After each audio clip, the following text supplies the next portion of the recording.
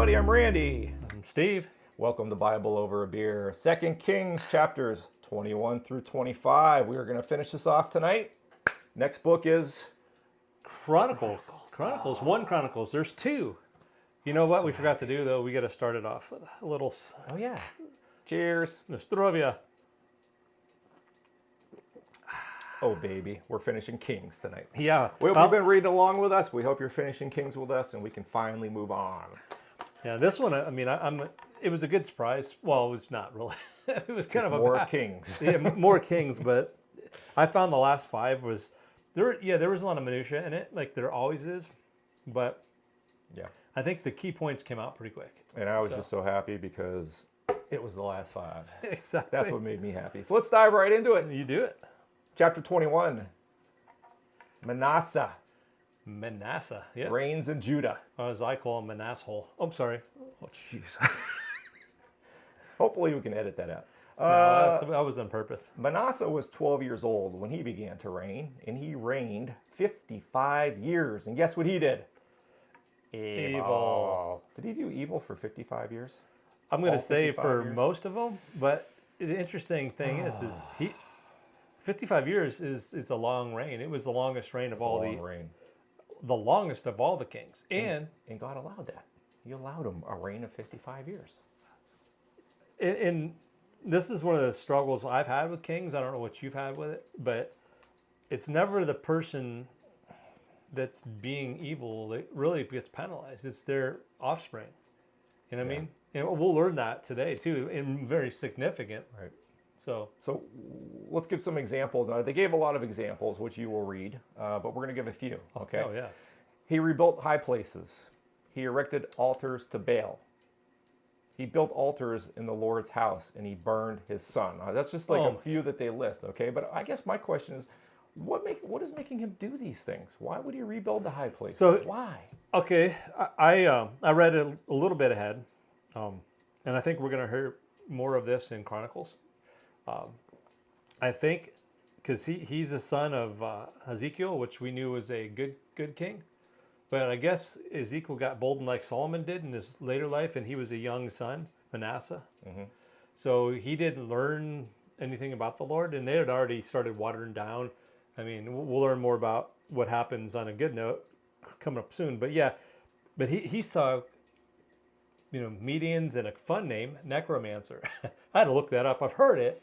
But it's fancy name for a wizard. And he was looking at the dark arts. Oh, Lord. I'm fairly certain that Satan had a lot to do with it. And it was because he didn't know and didn't follow. No, obviously. Yeah, but he basically pissed God off the most of all the kings, which it's almost like, how can you do that? They all know their history, don't they? Well, at this point, don't they know their history? All right. Clearly they did not. And I think we'll learn that a little bit, whether they do or not. So... essentially, Manasseh led Jerusalem astray, if you haven't gotten that already. Manasseh's idolatry denounced. Idolatry. Do you know what that is? Yes, worshiping idols. That's right. The Lord said through his servants and prophets in verse 10, because Manasseh, king of Judah, has committed these abominations. And there's examples of what the Lord said that he will do to Jerusalem because of these abominations, and there's a lot of them. So I'm just going to name a couple. The Lord is going to bring disaster to Jerusalem and Judah. He's going to wipe Jerusalem as one swipes a dish, wiping it clean and turning it upside down. And it ends with Manasseh's death. But we've heard about all these things before. The whole laundry list of what the Lord has planned for. And again, it's wiping it clean. Yeah, it's not so much in his lifetime, which is it's a little frustrating to me because he's not paying for it. It's because we learned earlier that you don't pay for your father's sins, but this is the case. I mean, we're at the end of Kings, and that's not good. There's no answer for that. I'd like to know, but yeah, we learned of the fall and the abandonment of the house of Israel. That's gone.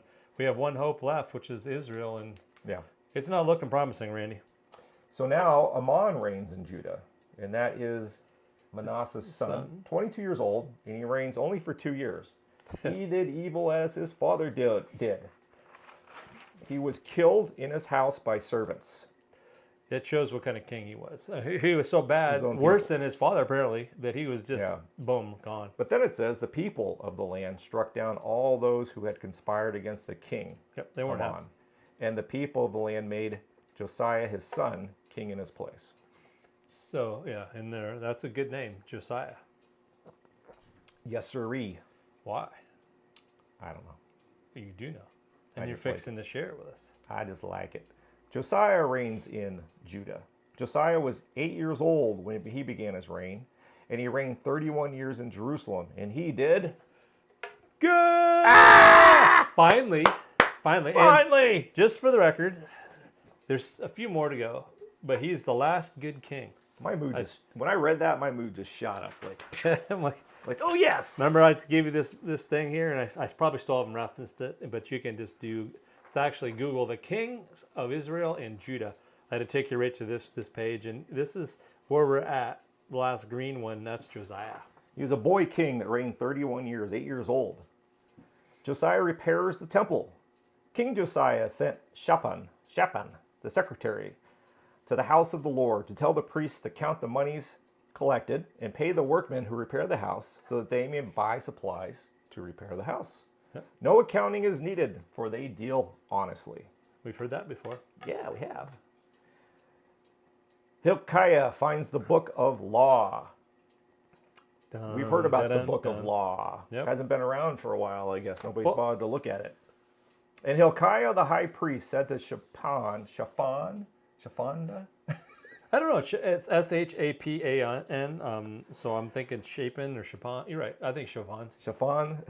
This doesn't sound right. The secretary. I found the book of law in the house of the Lord. When the king heard the words in the book, he tore his clothes. He sent Hilkiah the priest and others to inquire of Huldah, the prophetess? Hosea, yeah. Huldah. You're right. Huldah. Wife of Shalom, whoever that is.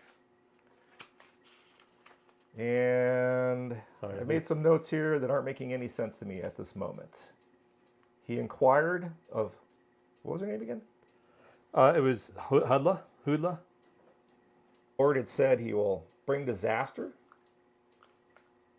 He was angered that they made offerings to other gods, and that his wrath will not be quenched. Why am I saying all that? So that is the prophetess. She's go ahead. Okay. She found his spot. So these are the things that the Lord had planned. Yes. Okay.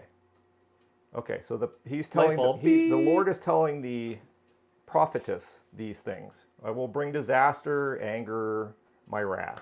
Yes. So her message to the king from God is in verse 19, because you've humbled yourself and tore your clothes, I'll wait till your death to do these things. Okay. All right. So now it's all coming together. Now we're on to 23. See, I almost got ahead of ourselves. We're on chapter 23 already. This was a long chapter. Yeah. Josiah's reforms. The king gathered all the people and went to the house of the Lord. He read them the book of the covenant. And the king made a covenant with the Lord to obey the words in the book. And the people also joined in the covenant. Items in the house made for Baal were removed and burned. He deposed the priests the past kings had ordained. He removed the Asherah pole. He removed the male prostitutes, etc., and many other things were listed. Yeah, and I want to do a little bit of justice on this. I mean, a lot more. I'm going to add some more. Just do it. Kind of going back to the start, or said, do they not remember? Well, clearly they didn't. They forgot. They didn't. This is the Ark of the Covenant. They found the book. They found the book, and it had been neglected because Manasseh was worshiping all these other gods, lowercase g, and practicing all this stuff. So he's led like Nabat, whatever his name. I can't remember his name now, but we kept hearing more evil than that. Well, Manasseh just destroyed Judah because the other one was it was Israel's side. So, anyways, what happened was they found this, and they really, I mean, he did good. He destroyed everything. He even because they built altars inside the house of God, and they were sacrificing bad things to that. So he actually had the priests sacrificed on their own altar and burn it and crushed it down. he hammered Right. he hammered all this stuff to pieces, and I mean, It wasn't in just the house of the Lord. I mean, he walked around anywhere that he destroyed saw everything. something that shouldn't be there, it was gone. Yeah, because we kept talking about, and going back to Manasseh real quick, oh, the high places are gone, all the Baal worships are gone. Well, no, Manasseh was the one that kind of proliferated it. So, but yeah, And right back to what I said earlier. Do they not know their history? I guess they don't, because they didn't have the book. The book was put away and forgotten. yeah, and it's Jeroboam, son of Nebat. That's the one that we always hearing was no worse than Jeroboam. So while they're destroying the things that don't belong and whatever, he says, "What is that monument that I see?" And the men of the city told him, "It is the tomb of the man of God who came from Judah and predicted these things that you have done against the altar of Bethel." This is verse 17, by the way. And in verse 18, he says, "Let him be. Let no man move his bones." So they left his bones alone with the bones of the prophet who came out of Samaria. Nice. Yep. So this was all predicted? yeah, it was predicted in a couple chapters ago. We discussed it, and they even named who's gonna do this, Josiah, which a little foreshadowing perhaps of what things are going to come in the Bible. And what else does Josiah do? Restores the Passover. In verse 21, and the king commanded all the people, "Keep the Passover to the Lord your God, as it is written in the book of the covenant." Even with all that Josiah had done, the Lord still said in verse 27, "I will remove Judah also out of my sight, as I have removed Israel. And I will cast off this city that I have chosen, Jerusalem, in the house of which I said my name shall be there." Yeah, so Manasseh did so bad that even what Josiah did, the Wasn't anger of enough. the Lord. But there's an important thing about Josiah is 23 chapter 23, verse 25. No king before him, and I'm paraphrasing, that turned to the Lord with all his heart, all his mind, and all his soul. So that was a pretty, so it was he was the most faithful of all the kings from the start of Kings. Right. So it was interesting, but he still didn't. It's interesting. I laugh, but he was the best, restored everything, and he was. Yeah. It didn't matter. I mean, it just didn't matter. We've other stories we've read were the 15 years in the last. Yeah. Well, the thing Hezekiah. is, does it continue on with the next king that's doing good? Right? We're going to find out. Yep. But before we get there, Josiah's death in battle. Josiah was killed by Necho, the king of Egypt, when he went to meet him in Megiddo. And his servants took him home and buried him. Buried him. His son Jehoahaz was anointed king. Jehoahaz, yeah. So Pharaoh Necho, we hear a lot about Pharaoh that guy. Necho. Yeah, he was. They were powerful. He was the powerful kingdom, but not the most powerful. Okay, so will Josiah's son Jehoahaz. Jehoahaz. I'm so sorry about these names.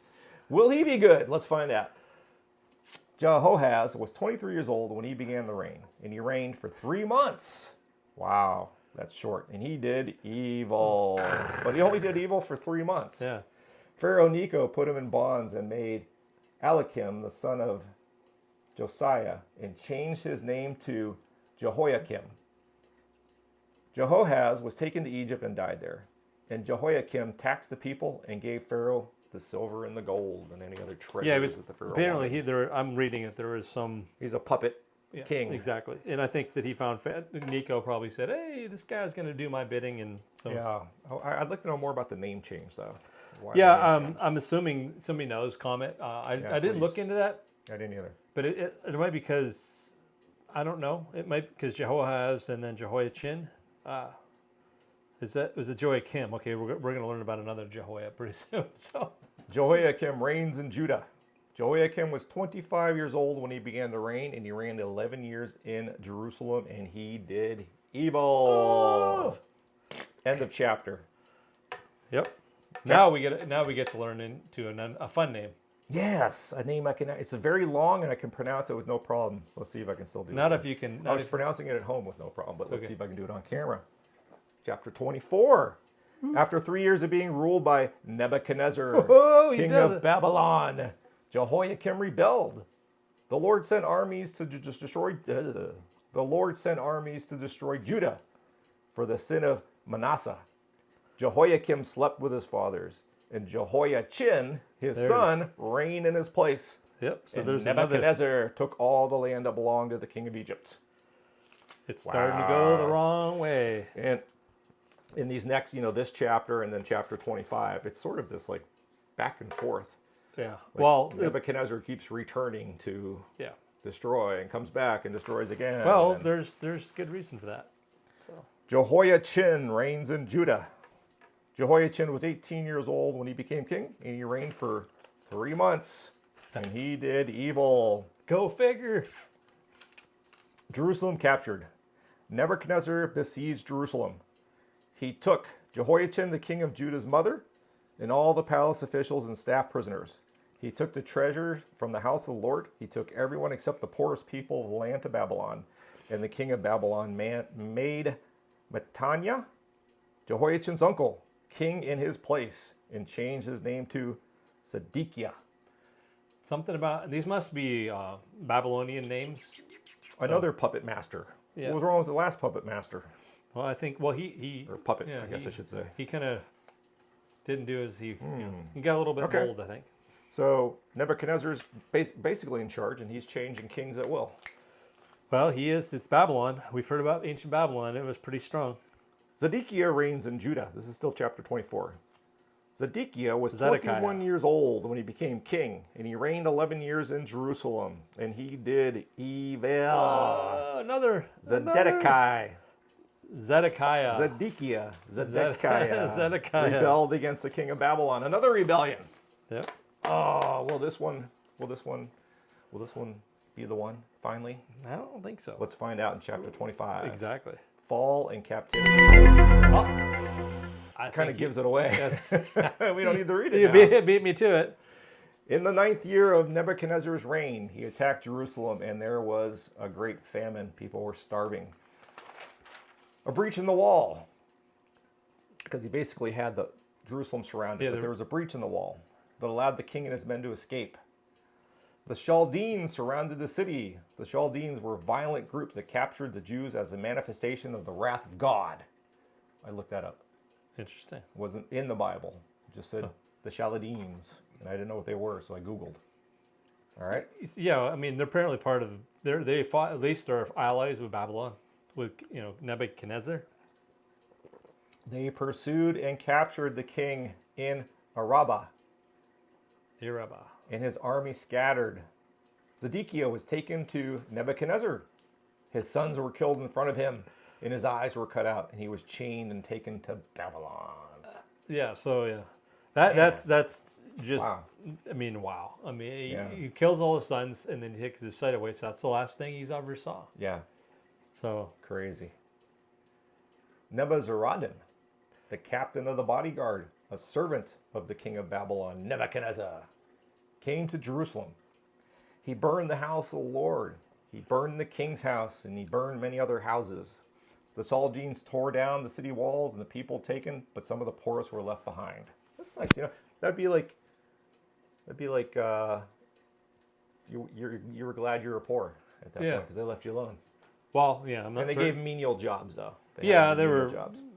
They were basically farmers and and Nebuchadnezzar still needs food. People need food. Let me clarify that. That's I was born and raised. Oh, that's true. Yeah, farmer is not a menial, but the words was translated in to farmer. So not only just the poorest, but also these people had a valuable service that they offered, and people need food, right? And other things, whatever. People like they were vine dressers and plowmen. So there you go. And I mean they tended to the vineyards and so the treasury was taken from the Lord's house again. How does it keep getting restocked? Who's restocking? So I'm thinking they took off like the stuff that means, like gold, silver, and then spices and all the fancy They talked about the plates and the pillars, the copper. The pillars were so the bronze. They're finally taking the bronze because remember when they did bronze after I can't remember. There's so many details in the back chapters in both 1 and 2 Kings that remember they didn't have left, so they built everything with bronze because it wasn't so it was more bronze than you could imagine. So when you read about this. They go into great detailed descriptions of the items that were taken, their weights, and Yeah. etc. Oh, So yeah. you can read all that. Yep. Jerusalem's captain of the guard, king's councilmen, the priests, etc., were taken to Babylon and put to death. So a lot of important people. Yep. All the yes, exactly. Gedaliah made governor of Judah. Gedaliah. See, I had a dog named Dahlia, so Huh? Yeah. Gedaliah. I actually So could get get at that me. one. Nebuchadnezzar named Gedaliah governor of Judah of the people that were left. Not many of them. Yeah. Well, All the- enough. Yeah, right. All the captains and their men went to Gedaliah, and he told them in verse 24, "Do not be afraid because of the Chaldeans' officials. Live in the land and serve the king. Live in the land and serve the king of Babylon, and it shall be well for you." Ishmael, one of the captains that fled, returns and kills Gedaliah, the Jews and the Chaldeans with him. The rest of the people and captains of the force fled to Egypt. Yeah, and that's interesting, just because he killed the Jews too. So I don't. Yeah. I mean, he must have been, some the ones that were left behind that weren't part of Judah. If you know, let us know. Yeah, please. So, This is it, people. You ready? uh-huh. Jehoiachin released from prison.